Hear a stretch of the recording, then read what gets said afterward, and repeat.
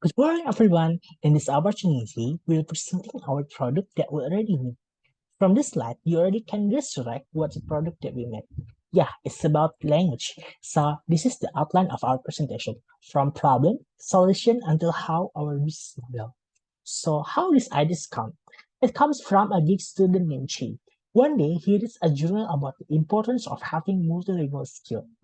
The journal said the acquisition of foreign language or being a bilingual is an added advantage over being monolingual because it broadens the margins of the speaker's choice in the job market. So here is another similar journal, and he concludes that become a multilingual is important. So just start learning a foreign language from many things, but it's not enough. Here's practice. Che wants to practice it, and this is what happens. You can see it's difficult to practice foreign language because usually the environment is not supportive. So what should he do? Is he must give up and still not good at that language because he rarely has the chance to practice it? Or he must try to find something to help him practice together, language together with other people. Finally, he found a language learning app helping him to meet other people who want to practice English together with him. But he meets so many people. It's so difficult to find a right friends to practice with because he only meets people with different interests, so it's difficult to have good conversations. And when they got practice friend on that app, they need a few days to know that they had same interests. It would be better if they could know the mutual interest in topic earlier, right? And sometimes he also meets a bad person who sent him an offensive chat when using the app and it traumatized him. So I think, what if there is an app that could let people meet someone with the same interests, help people talk about mutual interest topics, and be a safe and fun place to practice language? To solve the problem, we developed an Android application named Wichara with the 7 core features. The first feature is study buddy recommendation. Using machine learning, we provide a friend's recommendation who have same interests as user. So with this feature, user can easily find friends to practice language together. The next feature is gamification. We create a gamification system so users can practice more fun and comfortably. By this feature, they also can keep their progress and motivate themselves to improve their language skills. To enrich vocabulary and grammar of users, we also develop today's word and today's article. Every day, we provide users with a new feature word and articles. The next feature is Chat Assistant. We provide recommendations on chat topics that each user like, so user can more efficient on making a good conversation. And don't worry, we also develop a safe chat feature. With this feature, we will filter all of the offensive chat to protect users from bad things. The next feature is peer correction. With this feature, users will easy to practice English together. Users can correct other users' usage and improve their language together. The MPP of our product already available in Play Store with the 4 of the core features. Let's try it and give reviews or insight for us. The next, we will explain about our business model. This is our business model canvas. Wichara have vision to help people can practice language with easily and comfortably. By the very confidently express your passion as you learn more language. We want to reach the target and make sure our user can improve their language skill in our application. To reach the target, there are 3 key things that we must sure and consider. For the key partner, we will collaborate with digital payment for easy payment, language interpretation for proper contents, and educational content creators to collaborate when marketing each other to users. For the research, the casing will be the mobile application, language specialists, and community. And key activities to reach the target of our product are by doing app development, data research, marketing, community management. For the user or customer of our application, we're targeting our language learner and language enthusiasts by using 2 channels, that is social media and community approach. We will targeting our potential target user. And for English user retention, we will develop more interesting features, give affordable subscription fee, and rewards from gamification feature. For the operation of the short application, there will be some costs that we need, such as for code API service, and also marketing costs for increase the user of the channel. And for revenue, Bicara will get revenue from two channels. The first is ad mods that will be accessed in the app, and the next is the subscription for those that access the premium features. Considering the market, Bicara has a big potency to grow further. We are sure that with our strategy and innovations, Bicara will help millions of people to learn a new language. Thank you for watching my videos. Selanjutnya saya akan membahas tentang technological architecture. Di mana Bicara ini didesain seinteraktif mungkin sehingga user sebagai pengguna adalah active agent.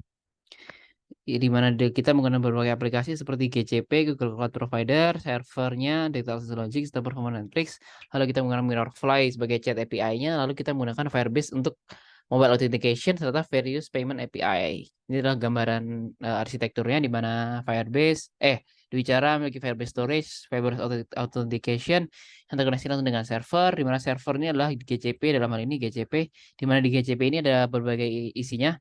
Ada server, ada model machine learning, ada database sendiri, MySQL, ada database masing-masing fitur dari kita, juga authentication dari admin, serta ada feedback serta insight yang akan dianalisis oleh Google Analytics.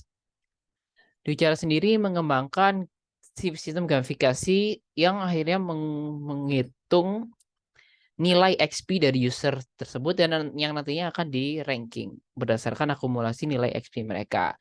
Cara mendapatkan XP berupa chat dengan secara akurat membenarkan grammar, lalu menyelesaikan challenge, berpartisipasi di kompetisi ataupun self-test. Setelah mengakumulasi poin EXP tertentu, user harus mengikuti exam untuk level up. Nah, apa sih keuntungan dari level up sendiri? Semakin tinggi level, user tuh akan memiliki banyak privilege yang akan dia bisa pakai gitu kan. User bisa menjadi creator of the challenge, bisa creator of exam, bisa memiliki akses untuk berbagai challenge ataupun topik yang membutuhkan tingkat mastery tertentu gitu.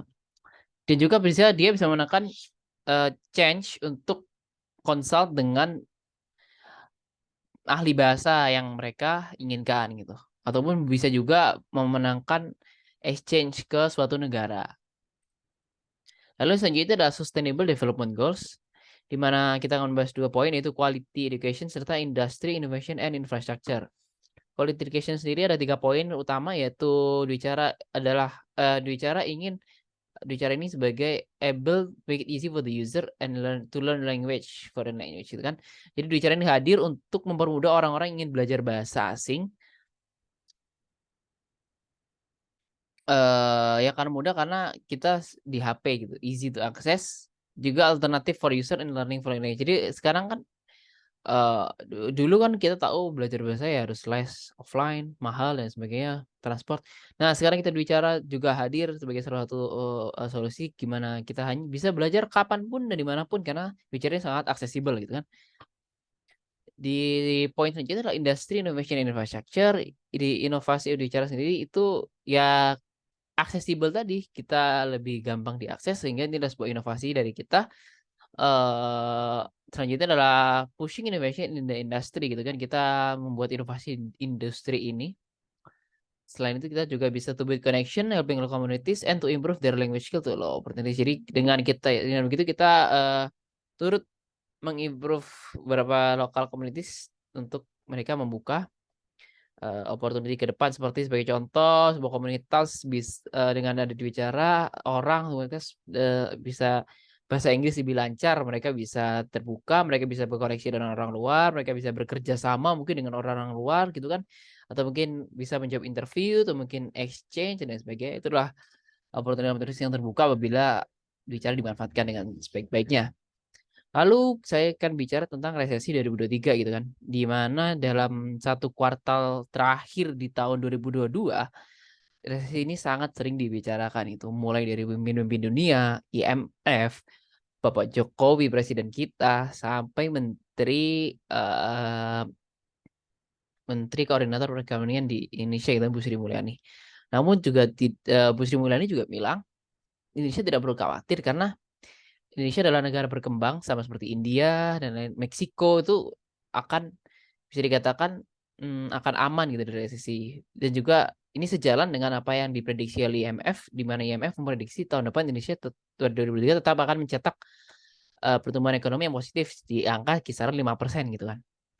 Namun tidak ada salahnya bagi kita sebagai perusahaan bicara untuk antisipasi gitu agar kita lebih siap ke depannya. Ada dua strategi utama yang akan kami siapkan sebagai langkah pencegahan ataupun langkah tambahan agar kita siap menghadapi badai resesi apabila benar terjadi. Yang pertama adalah mempersiapkan dana darurat. Jadi bicara akan menyisihkan sekitar 10% sampai 20% dari uang yang ada untuk dana darurat gitu. Kenapa dana darurat dibutuhkan gitu kan? Karena siapa yang tahu resesi gitu kan, seperti apa bentukannya, seperti apa kondisinya. Jadi kita harus mempersiapkan dana darurat gitu. Tujuannya untuk dana darurat ini dipergunakan untuk biaya-biaya operasional. Sebagai contoh, gaji karyawan atau membayar server agar bicara ini tetap exist dan survive gitu di selama mungkin terjadi resesi gitu kan.